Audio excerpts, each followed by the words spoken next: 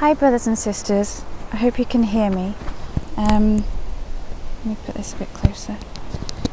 Here we go. So this video is going to be about Halloween, and from the perspective of someone who was involved in witchcraft before coming to Christ.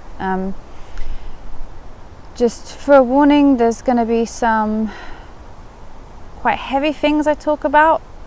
The Lord's given me quite a burden and like a duty, I feel, to talk about these things to His people.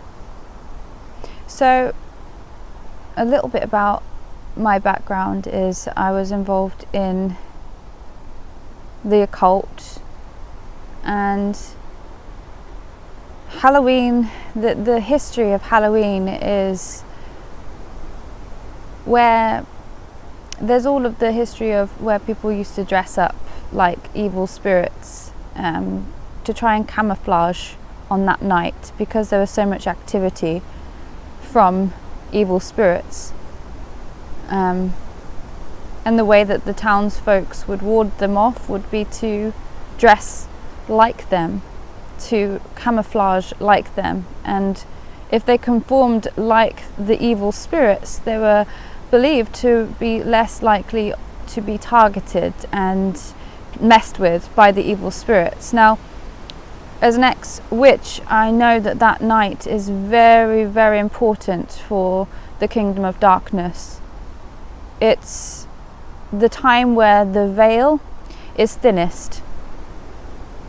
It's where you get all of your sorcerers, magicians, witches, warlocks, wizards, shamans, druids, all of those spiritual people that are involved in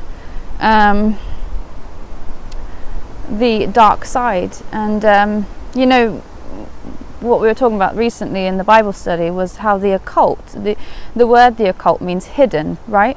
So a lot of those people that do ceremonies on Halloween night, a lot of them don't know that they are aligning with the devil. I mean, I didn't know until I came to the Lord. The occult means hidden, and sometimes that is hidden from the person doing it. A lot of the time people are involved in the occult without even knowing it. And see, the enemy is like this. He tricks us. And so let's rewind it a little bit, and I'll just share with you a little bit about my story. I was involved in witchcraft as a child, very young child. I asked the air, and if you're a Christian, you know that the devil is the prince and the power of the air. I asked the air, the universe, I asked anything to show me the truth. I didn't ask God particularly when I was a child, and I was led through these series of events of just getting more and more entangled in witchcraft, because I thought that was where I could find truth, because that's why I thought that the realm that we can't see, which must happen, must exist, there must be more to life than this, I thought that existed. And as a young child, I delved really deeply into witchcraft, and I also practiced dark magic, voodoo, and I've renounced all of these things. I did Ouija boards all the time, took them to school, got loads of people involved with them when I was young. I was very, very foolish and very, very willing to explore this realm at a young age. Now, this ended so badly for me. This ended up with me being completely terrified and terrorized. It led me to seeing dark shadows walking around my door. Every time I looked at my door in my bedroom, I would see around a 7-foot dark shadow silhouette moving across. I would see, and I would be pushed down to the ground from above. I would feel a heavy force. One time it pushed me down to the ground. I had voices, I had condemnation, I wasn't aware of God, but I was aware of the devil at that point. And when I got involved in magic, it was too late, or so I thought.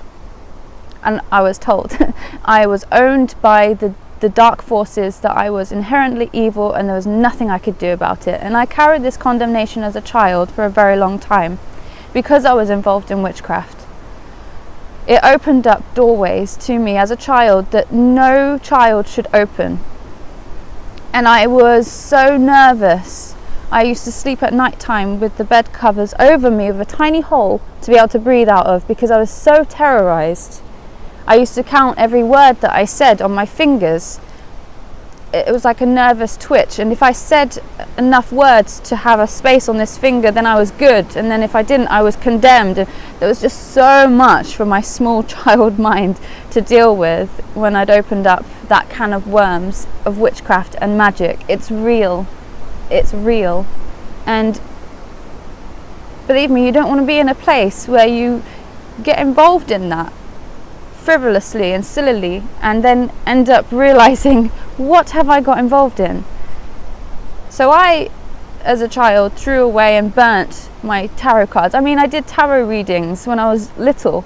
I was involved in so much of the occult at such a young age, and all I can remember being an influence on me for dark things was, me and a friend who practiced witchcraft together, we would go and see this lady, and she was a Buddhist, and we would go to her, and I think we were around 6, and we would go to this Buddhist's house, and this was kept from my memory for a very long time, and we would do rituals with prayer beads and saying mantras, Buddhist mantras. I didn't know what I was saying. I think I tried to find it, and it was something about nature worship, and I mean, that's where I ended up going. So I had the influence of a lady doing a ritual. I had influence of things like Halloween. I remember me and my friend would make gravestones, as in like paper ones, and stick them on the wall on Halloween night, and sleep like this, and just we were so consumed with the darkness. We were so silly as well, because when you're a child, you don't know what you're messing with. You really don't. And if you have parents that don't know that magic exists, they are lulled to sleep as well by the devil, whilst the devil takes their children. And this is why I'm talking about Halloween, and that I've got this heavy burden, because that was my childhood with magic. Then I got rid of all those things, and then I went as a young adult, probably around 16, so a teenager. I got involved in what I thought was white magic, and what I thought was I was a light worker. That's what I called myself. Inside I was like, I'm a light worker, I'm here to you don't even want to know what I believed. It was so nuts.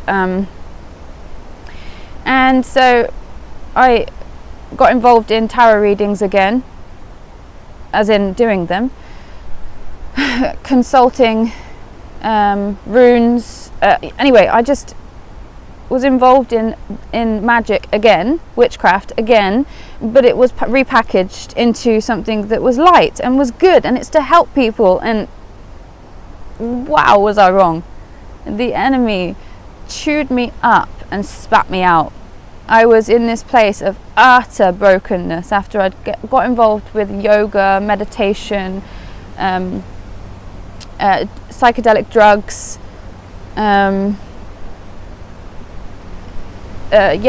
all of these things whilst doing ritualistic things. And there's just so much that I could go into, but I don't want to focus too much on all of that. But by the end of it, I was I was friends with Satanists, I was friends with shamans, I was friends with Druids, I was friends with Wiccans, I was friends with, pretty much people that thought they were really fairies. I was like friends with like pretty much even physicists that would explain away reality. I was friends with all realms of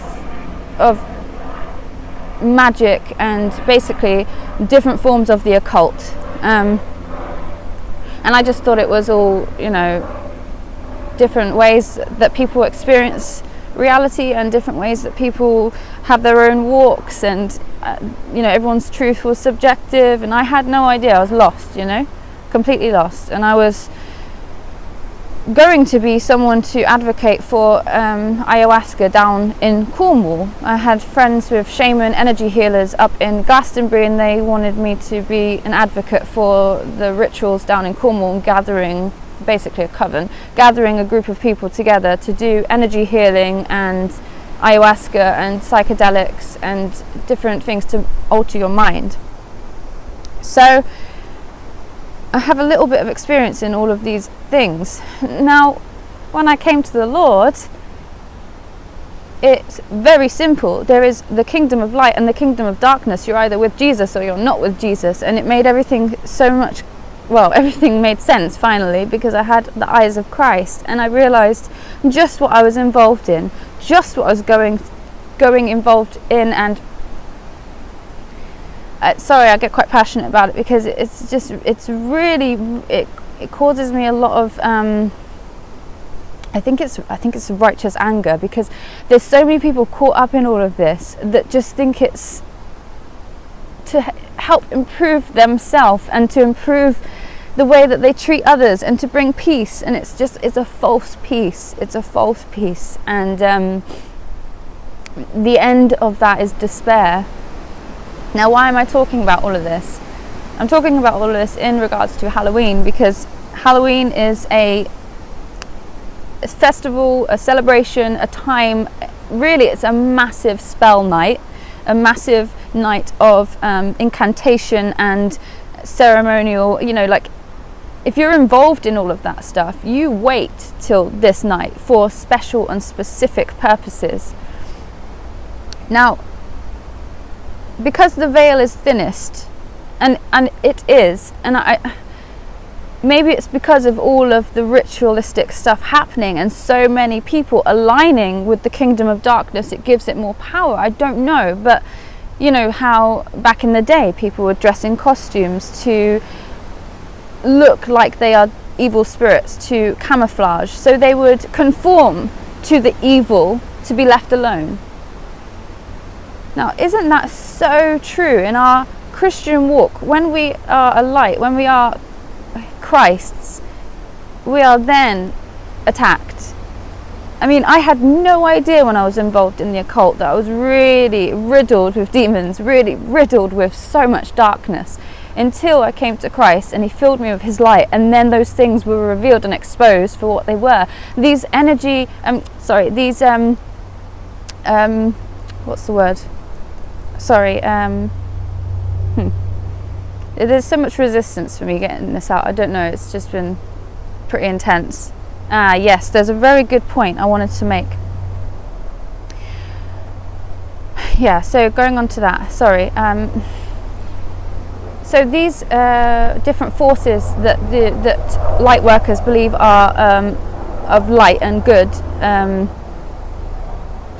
spirit guides, that's the word. These spirit guides and different entities that the people in witchcraft, when they see them as light, they are not light, they are dark, they're all dark. Only when you come to Christ do they reveal their true colours, and I've been in that, and it's terrifying. It's absolutely terrifying to truly see what these entities, what these characters and personalities and things that are consulting you and telling you what they truly are is absolutely pure evil.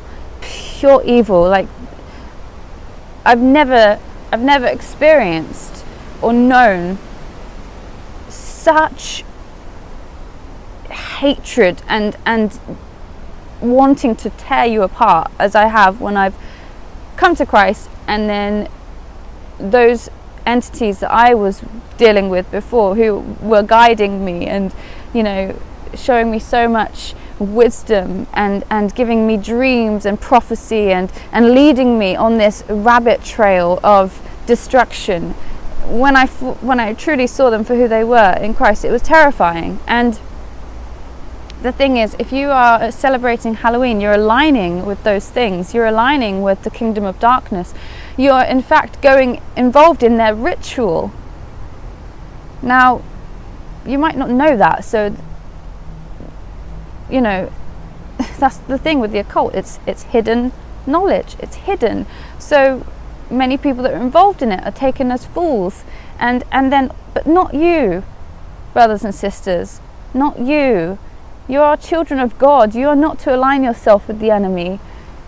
It's not for you. That's not where you belong. You don't belong in playing games with something that is definitely not playing games. I mean, the devil is so evil, and the thing is, like, I know I never was a Satanist, as it were, but I align myself with Satan. And you could say I was somewhat more dangerous because I appealed to people as the light side of Satan when I was involved in the New Age and witchcraft and light work and Reiki healing and all of that stuff. Now, I was friends with Satanists, and one of them said to me one day, to be initiated into his coven, his satanic coven, the way in which they did that, he told me that the ritual, what they did, and basically they stripped him naked, they tied him up in a stressed position, I think in like a bit of a fetal position, but on his feet, so he couldn't really move, and they tied him up, and they blindfolded him, and they whipped him very hard for a very long time, until he came to this point where he was like out of his body, where he was in this hypnosis state. And this was so that he could invoke spirits willingly, aligning with the devil, so that he could have knowledge and power, ultimately to feed pride. He wouldn't say that, but it was so he had knowledge and power. Now he's willingly doing that. They willingly do that. They willingly put themselves and the group in a traumatic experience, inflict trauma to fracture the person and allow a gateway through for the demonic to possess the person. Now they're willingly doing it. But Satanists do that to children. They do that to children. And when you are invested in the devil, when you're putting all of your energy and time and devotion, and I mean they are devoted, when you're doing that, and you know that on Halloween night is the night where you probably will get the most investment, most return, the most reward, the outcome will be most likely to do what you want. Just think about how many children are going through that on Halloween night. Now there's on the surface of you dressing your children up and taking them out and knocking on doors and getting sweets, and it's all lovely, but you're part of a ceremony of dark magic. And that's the truth.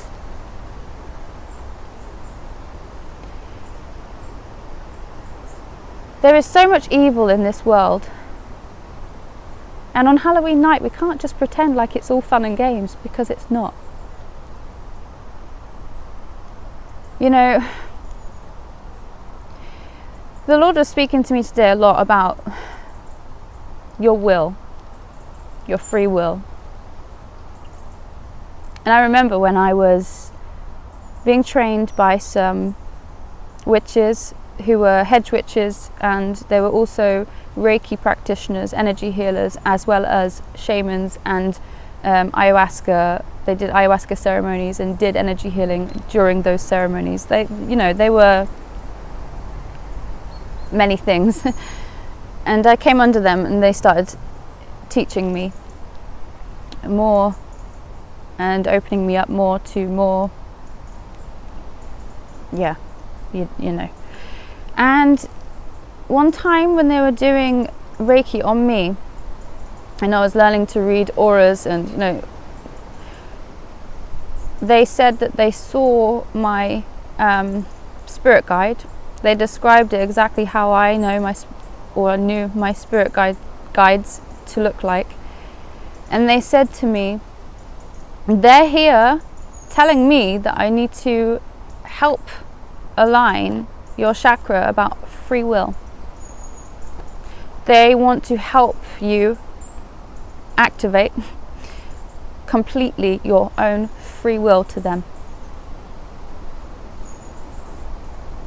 You know, I was so deceived, and I was like, great, working on that area of my chakras and doing mantras and different things to align with what now I know as demons. But the Lord put it into my remembrance today about it being about my free will. That's what they were after.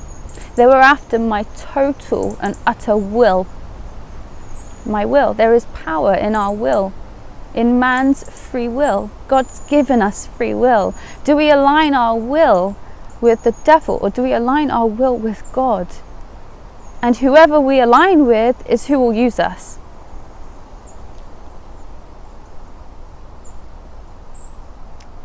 You know how the Lord is such a gentleman. The Lord is just so beautiful. He will never force himself on anyone. No, that is not our Lord. He waits for you at the door, for you to knock, and he opens. What does the devil do?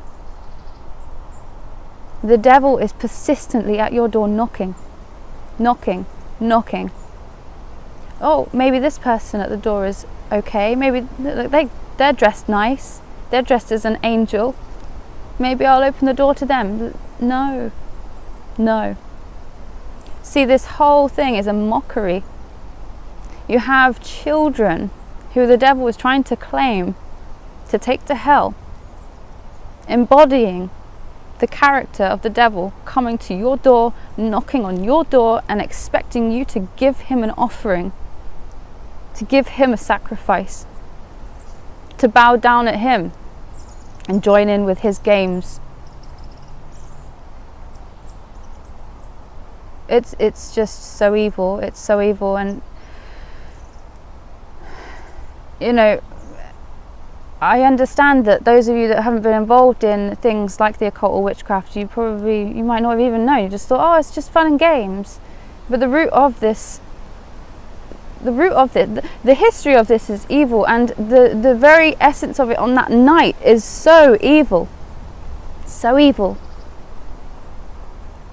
Even if there are shamans or Wiccans or, you know, energy healers or white witches, or, you know, people that think that they're doing good and they're doing good rituals and they're doing ceremonies to love, they don't know who they're worshipping.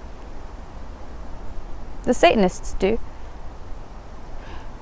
But the others don't. They think that they're worshipping, well, I thought I was worshipping the universe, you know.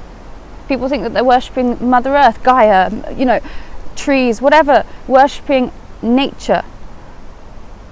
But when you are not worshipping the one true creator God, our Lord, if you're not looking to Jesus and him, what are you looking at? And the Lord made it very clear to me that I was looking at doctrines of demons, and I was looking at I was doing the devil's work. When I wasn't with the Lord, I was doing the devil's work. I was leading people into this like beautiful time of light on their merry way to hell. That's where I was going, and that's where I was taking people with me when it came to working on yourself. And so I think that's all I wanted to say about Halloween. It's the analogy there of how people would dress up like demons and try and conform so they wouldn't get messed with as much. That is a massive lie of the devil, because the ones that don't get messed with as much, they're already his. Don't align yourself with the devil. So we are going to meet as a church. I know a lot of you guys are from different places, so maybe just unplug your doorbell, I don't know, or hand out tracts, I don't know, but just spend some time with us in prayer if you can, on Sunday evening. You know, this is going to be, you know how the Lord's been doing a sifting process, this is going to be a really interesting Halloween. because it's on the Lord's Day. It's on the day where people go to church. Now, are the Christians going to worship God in the morning and then align themselves with the devil in the evening? Who's going to do that? And can you do that? Can you? So join us on a Sunday evening in prayer. We're all meeting at 6:30 and we're going to do a night of prayer. Because this week's been tough for a lot of us. You know, there's been so much activity from the enemy that we've all been under it. So we could do with praying for one another and lifting each other up in this time. So God bless you all, and I'll see you next time. Bye.